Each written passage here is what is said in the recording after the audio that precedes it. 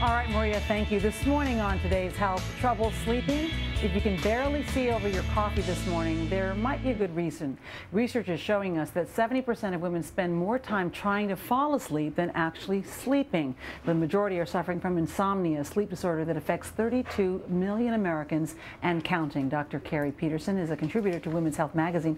Dr. Peterson, good morning. Good morning. Why are so many of us suffering from this? You know, insomnia is on the rise, and at Women's Health we've identified 4 main reasons. First is stress.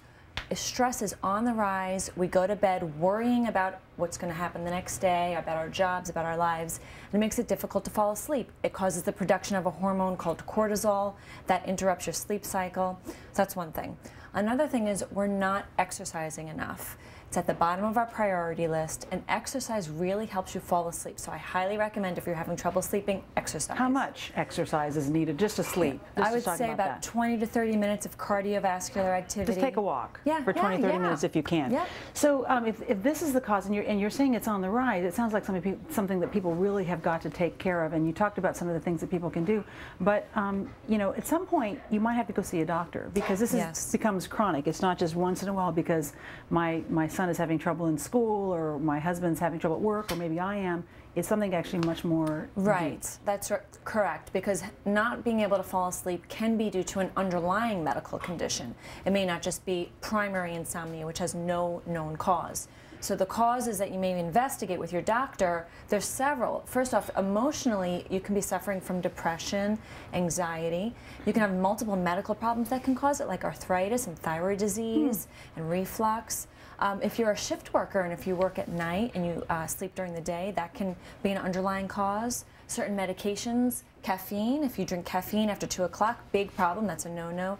Alcohol, drugs, and there's lots of sleep disorders that can be identified, such as sleep apnea and restless leg syndrome. So once you have checked off then that you don't have a medical condition, and it may actually be that you're just exhausted because you're just tense because of a lot of stress. Yeah. You talked about taking a walk. You know, one of the things I used to do is to sort of write down before I went to sleep all the things that worried me, all the things I had to get done, because that's really what happens. You get sort of overwhelmed with all the things you have got to get done. Do you recommend that sort of thing? I actually do. It's good to compartmentalize your problems, sort of put them aside and ask yourself, what can I handle right now? Can I make a decision in my life right now that's going to impact me and put my mind at ease before I go to sleep? And if I can't, let's put it aside until the morning. It'll be there tomorrow. But maybe if you also have worries and writing it down isn't sufficient, maybe talking to your friends and maybe even going to a therapist. Yeah, there are a few things. First off, certainly talking to a therapist can be helpful just to unload a lot of your stress.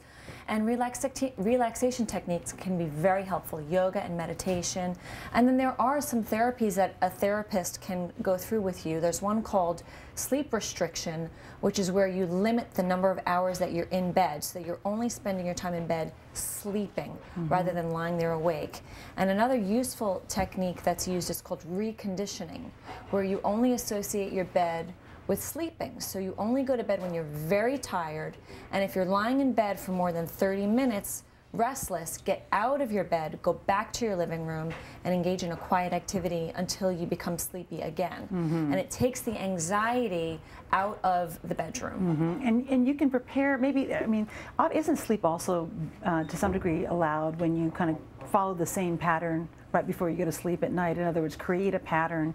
Yes. And maybe even create a place in your room, in your bedroom, that makes it feel like a place you want to sleep? Yeah, all of these, what we call sleep hygiene, is very important. You want to spend at least 1 hour before bedtime winding down and keeping the lights dim. You want to avoid all that artificial light exposure like television, computers, smartphones, because all that light inhibits the production of melatonin, and it's the melatonin that allows you to fall asleep. And then you want your bedroom to be just for sleep. You want it to be your peaceful place. Make sure it's cold enough. If it's too hot, you're not going to be able to fall asleep.